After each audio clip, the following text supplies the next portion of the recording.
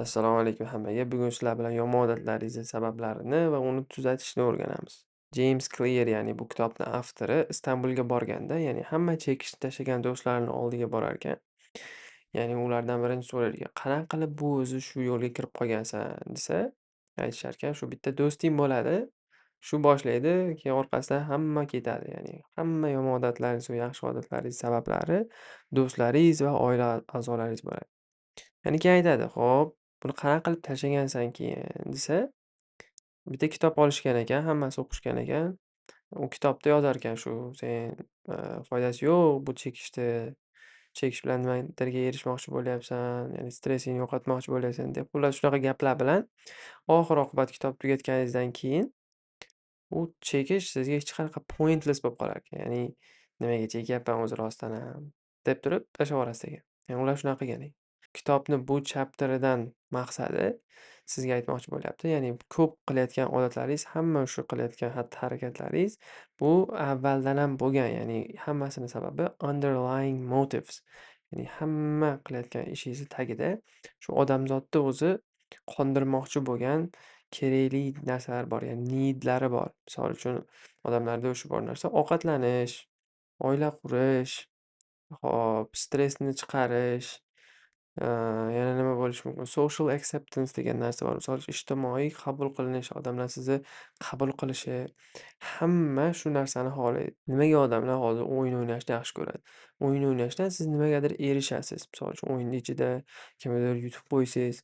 Ya'ni bu narsa odamlarga, ota-bobolarimizda ham bo'lgan narsa. Misol uchun urushlarga borishgan, yo bo'lmasam fermalar qilishgan, fermalarda ko'pgina hayvonlar qilib shularni shunaqa ko'p hayvon bo'lish ularga status bo'lgan. Hozir Minecraftda zo'r narsa qilsa, misol uchun kimnidir yutib qo'ysa, yo bo'lmasam CS2da kimnidir yutib qo'ysa, shunaqa shunga o'xshash dopamin beradi. Shuning uchun odamlar qiladi. Ya'ni sizga bu qanaqa foyda keltiradi? Ya'ni bu narsani bilish, siz endi keyin qilayotgan ishlaringizga, odatlaringizga qaraysizda, buni nima uchun qilyapman deb o'zingizga savol berasiz. Ya'ni buni underlying motivi nima? Ya'ni buni nima motivatsiya beryapti? Ota-bobolarimiz ham qiynalgan. Misol uchun stressni yengmoqchimanmi shunaqa qilib deysizda, keyin o'ylaysiz, ota-bobolarimiz qanaqa qilib stressni yengan misol uchun. Yo bo'lmasam qanaqa qilib sog'lom odamlar, yo bo'lmasam aqlli odamlar Eee, yengyapti shu narsalarni deb o'zingizga savol berasiz. Misol uchun shu chekkani tushib ketishingizdan oldin o'ylaysiz.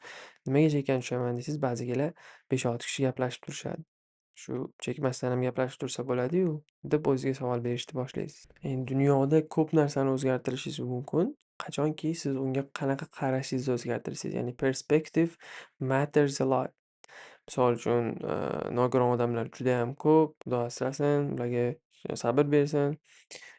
Lekin judayam ko'pi hafsalasini tushirvorgan bo'ladi. Misol uchun, qo'li ishlasa ham o'tiradi hech nima qilmasdan, taqdirga tan berib. Lekin shunaqa kuchli irodali odamlar bor, ular aytishadi, "Shu aravacham menga qulaylik yaratib beradi. Shu narsa bo'lmasa men hech nima qilolmasdim, hech qayerga borolmasdim", deb uni pozitiv qaraydida shu narsaga, o'sha holatga, keyin ko'p narsaga erishishadi shu holida ham.